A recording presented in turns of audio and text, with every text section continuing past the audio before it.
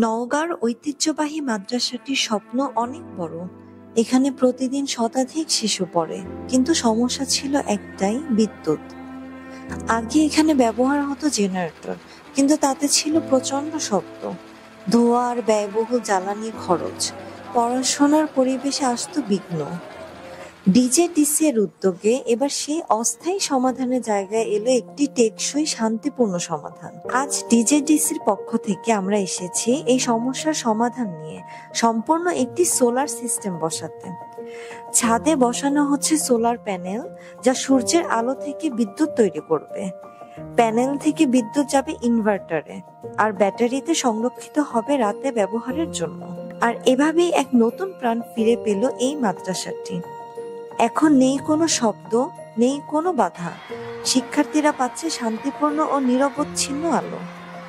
এই solar system শুধু আলো দেয়নি, দিয়েছে নতুন আশা। ডিজেডিসি এর এই উদ্যোগ শুধু বিদ্যুৎ নয়, এনেছে স্বপ্ন দেখার নতুন এক সম্ভাবনা। ডিজেডিসি শক্তি শুধু যন্ত্রে নয়, পরিবর্তনের গল্পে। আর আমি গর্বিত এই আলো পৌঁছানোর গল্পটা ক্যামেরায় ধরতে পেরে।